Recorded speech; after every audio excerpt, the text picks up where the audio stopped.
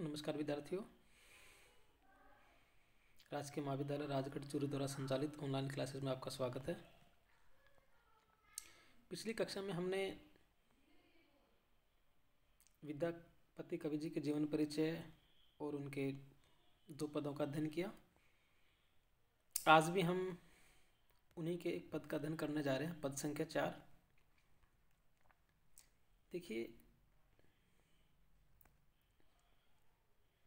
इस पद में कवि विद्यापति जी ने राधा की बजाय श्री कृष्ण की विरह व्यथा, उनकी पीड़ा का वर्णन किया है। श्री कृष्ण एक निश्चित स्थान पर राधा से मिलने की प्रतीक्षा में बैठे हैं, लेकिन राधा जब नहीं जाती हैं तो वहाँ से उनकी एक सखी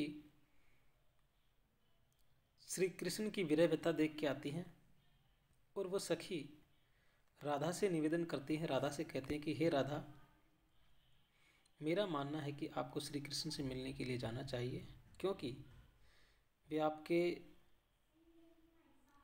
लिए मिलनातुर हैं, मिलने के लिए आतुर हो रहे हैं, व्यथित हो रहे हैं, बेचैन हो रहे हैं। देखिए सखी क्या कह रही है राधा से, आज पेखल नंद किशोर।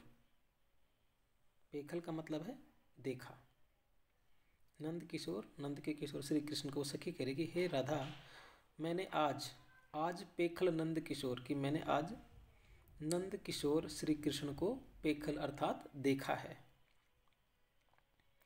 केली विलास सबहु तज तेजल, अस निशि रहे विभोर। हे राधा, वो श्री कृष्ण जो हमेशा मुरली वादन करते रहते थे, केली क्रीड़ाएं करते रहते थे, लेकिन जब आज आप उनसे मिलने नहीं गई हैं, केली विलास सबहु तज तेजल, तो श्री कृष्ण ने विरह वेदना के कारण सभी प्रेम लीलाओं को क्या है, छोड़ दिया है। केली विलास, केली विलास का शाब्दिक अर्थ है प्रेम लीलाएं। सबहु तज तेजल, सभी को उन्होंने छोड़ दिया है। अस निस रहे विभोर, नहीं सॉरी, अह निसी रहे विभोर। अह का मतलब है दिन, निसी मतलब रात, रहे मतलब रह रहे हैं, विभोर मतलब बेचैन या बेशुद्ध, बेहाल। और रात दिन श्री कृष्ण हैं, वो व्याकुल, बेचैन हो रहे हैं और बेहाल रहते हैं। जब धरी चकित बिलो की विपिन तट, पलटी आवल मुख मोरी। जब धरी चकित बिलो की विपिन तट, कि हे राधा, जब से तुमने अपने चकित नेत्रों से उन्हें जंगल के किनारे देखकर, देखिए जब धरी, जब धरी का मतलब जब से, चकित विलोकी, अपने चकित नेत्रों से, विलोकी देखा, विपिन तट जंगल के किनारे, कि हे राधा, जब से आपने उन्हें जंगल के किनारे अपने चकित नेत्रों से देखा, पलटी आवल मुख मोरी। पलटी आवल का मतलब है लौट आई, मुख मोरी अर्थात मुख मोड़, मुँह मोड़ कर, कि जब से आपने उन्हें अपने चकित नेत्रों से जंगल में देखा और देखने के बाद आप उनसे मुँह मोड़कर लौट आई, चली आई, तभी से तब धरी मदन मोहन तरु कानन, लोटे धीरज छोरी। और तभी धरी, तब धरी तभी से, मदन मोहन श्री कृष्ण, तरु कानन उस पेड़ और उस जंगल के नीचे, सॉरी उस पेड़ के नीचे, उस जंगल में उस पेड़ के नीचे, देखिए तब धरी मदन मोहन तरु कानन, कि जब तब धरी मदन मोहन तरु कानन, लोटे धीरज छोरी,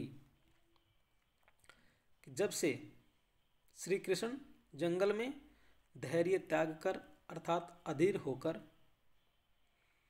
वृक्ष के नीचे पड़े हुए हैं, अर्थात तुमने श्री कृष्ण को जहाँ पर देखा था अब भी वे उसी जगह पर तुम्हारे विरह में व्याकुल होकर पड़े हुए हैं। पुनि फिरी सोई नैन जदि हेरब, पाओ बात चेतन नाहा।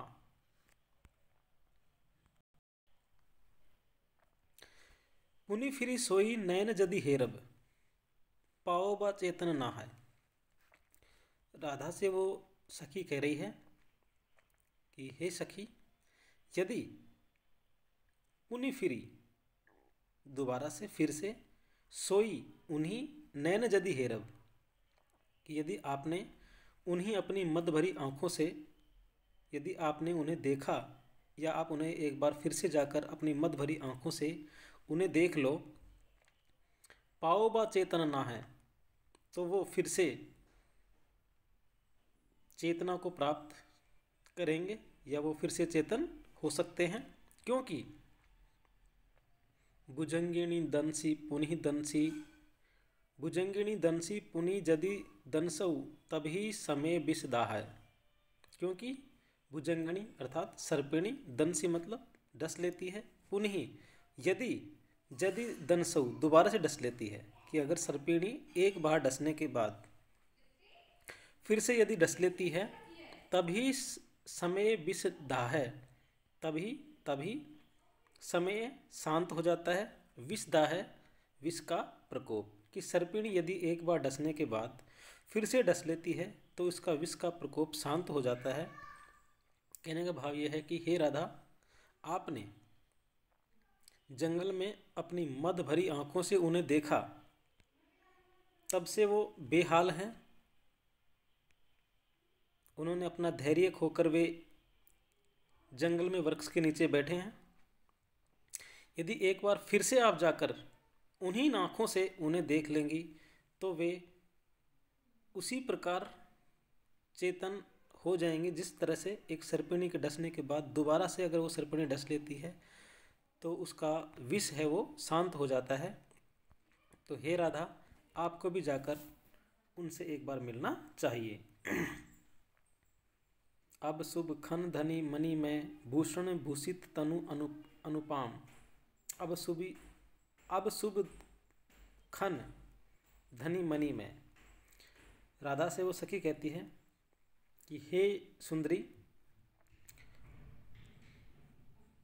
अब शुभ खन, खन का मतलब है क्षण, कि यही एक शुभ क्षण है, इसलिए धनी मणि में भूषण भूनित तनु अनुपम,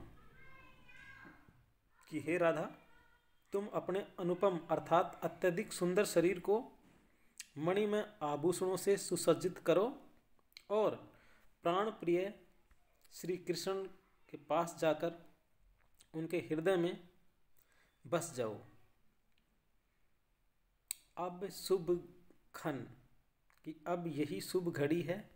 धनी, धनी से यहाँ मतलब राधा से है, सुंदरी से है, मणि में, कि हे राधा, तुम मणि में आभूषणों से सुसज्जित अपने तनु मतलब शरीर को, अनुपम मतलब अनुपम, अपने अनुपम शरीर को मणि में आभूषणों से सुसज्जित करके अभिसरु वल्लभ हृदय विराज है, अभिसार करने के लिए श्री कृष्ण के पास उसके हृदय में विराजो।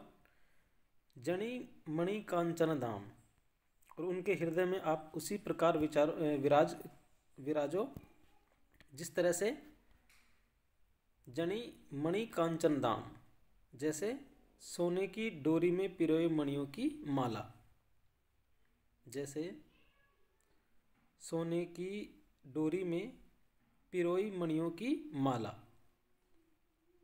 की तरह, जैसे सोने की डोरी में पिरे हुए मणियों की माला गले में सुशोभित होती है, उसी प्रकार हे राधा, तुम भी जाकर श्री कृष्ण के हृदय से लग जाओ, लिपट जाओ, शीघ्र अभिसार करो और उनसे आलिंगन हो जाओ। तो इस पद्यांश में हम देखते हैं कि राधा के प्रति कृष्ण की प्रेमाशक्ति अभिव्यंजित की गई है।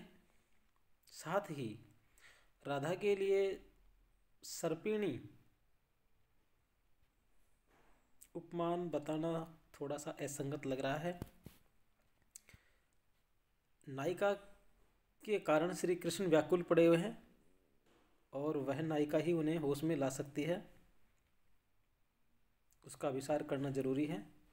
अलंकारों में हम देखें तो अनुप्रास और उपमा अलंकार है। रस की हम बात करते हैं तो वही श्रृंगार रस है, लेकिन श्रृंगार में भी वियोग पक्ष की प्रधानता है।